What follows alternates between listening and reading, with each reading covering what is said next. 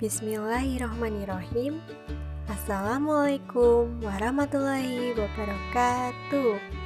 Sugeng enjing bocah-bocah sedaya. Ing dina iki, Ibu bakal nerangake mata pelajaran basa Jawa. Materi sing bakal kita pelajari ing dina iki yaiku jenis lan bedane tembang macapat. Jenis tembang macapat iku ana 11, yaiku pucung, mas kumambang, gambuh, megatruh, kinanti, asmarandana, mijil, pangkur, durma, sinom, lan dandang gula. Saben tembang duweni jumlah guru gatra, guru lagu, lan guru wilangan sing beda-beda. Guru gatra, guru lagu, lan guru wilangan iku kalebu paugeran tembang macapat. Coba gatekno tabel ing kene iki. Ana jenis tembang pangkur. Cacahing gatra saben sapada utawa guru gatra ana 7. Guru wilangan lan guru lagune 8A, 8I, 8U, 7A, 12U, 8A, lan 8I. Watake tembang sereng, tembung sasmita, mangkur, pungkur, kuku. Isine tembang ngenani pitutur. Ing kono wis ana tembang liyane awit saka mijil nganti pucung. Saben tembang duweni watak lan isi sing beda-beda. Supaya bocah-bocah luwih paham, coba gatekno contoh iki.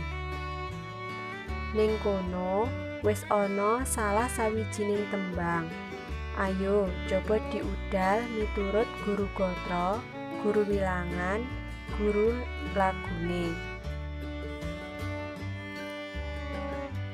Carane ngitung guru gatra yaiku diitung cacahing gatra ing saben sapada. Ing pada utawa larik nomor 1 sing unine sigra milir sang gedheg sinangga bajul. Iku diitung 1 guru gatra. Terus larik selanjute kawan dasa kang njageni. Iku diarani gatra loro. Ngono sakteruse sampe larik keri dhewe. Dadi ing tembang kuwi ana 5 guru gatra.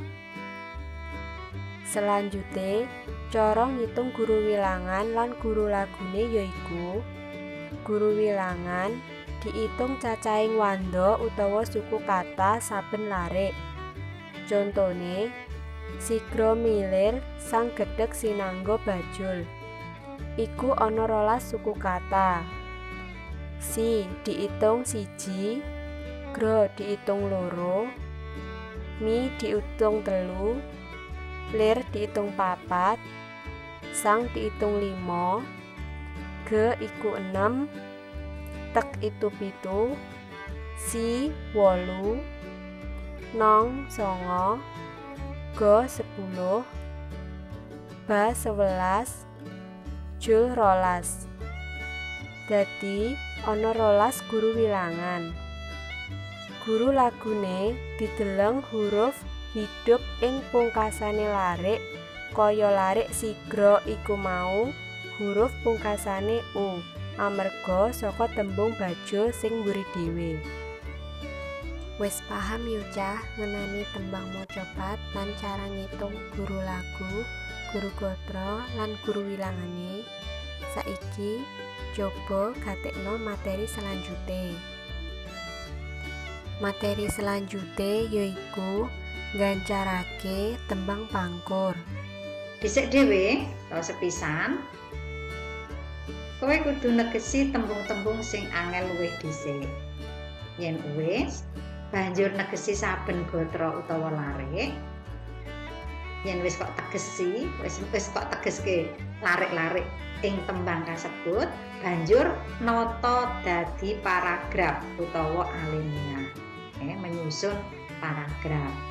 Nah, nalika nata kuwi kena nyuda tembunge, kena nambah tembunge, malah kena ngowahi tembung-tembunge sing baku, ora nganti ngowahi tegese utawa maknane.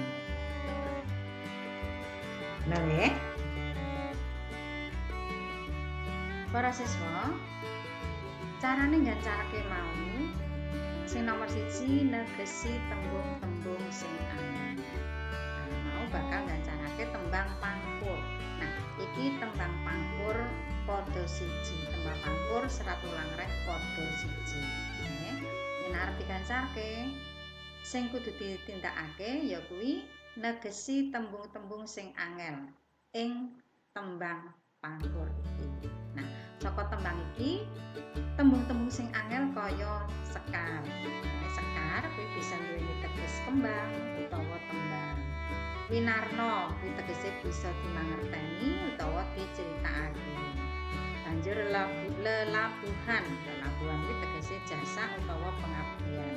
Prayoga kuwi becike, kawruhana kuwi ngertenono, adat waton kuwi adat kebiasaan, dipun kadulu tegese dimangerteni, miwah isolan, tarta, karo, saha, tuwin, kaliyan, yen KSP dikudu digatekne utawa ditindakake sarta ratri.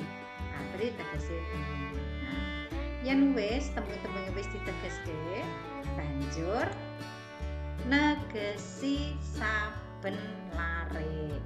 Umpamane sekar pangkur kang winarno tegese tembang pangkur kang diceritakake. Lelabuhan kang kanggo wong urip, pengabdian kang kanggo wong urip. Ala lan becik puniku, elek lan apik iku prayoga kawruhana, tegese apike utawa becike ngertenono. Adat waton puniku dipun kadulu, tegese kebiasaan itu dimangerteni, miwah ingkang tata krama, tegese lan tumrap tata krama, den KSP siang ratri, tegese digugu utawa digatekake awan lan bengi. Iki negesi saben gatra utawa saben lare. Yen wis ditegeske saben lare, iki wis ditegeske saben lare, karinata dadi paragraf utawa alinea. Nah, janjane nggone nata kuwi gampang, nggih. Saka tegese saben lare iki mau tak tulis kanthi werna putih kari ndadekke siji. Disusun ditata dadi sisi kaya iki. Tembang pangkur kang arep diceritake yaiku nyeritakake pengabdian kang kanggo wong urip. Tumindak elek lan apik iku becike ngertenono. Lan kebiasaan iku kudu dingerteni uga tata krama kudu dipikirne utawa ditindakake awan bengi. Iki mau saka bentuk tembang, bentuk bait diowahi dadi bentuk paragraf utawa bentuk alinea. Nah, mugi-mugi pembelajaran ing dina iki iso dipahami lan bocah-bocah kabeh iso njawab pitakon ing kono kanthi jawaban sing bener. Matur suwun. Wassalamualaikum warahmatullahi wabarakatuh.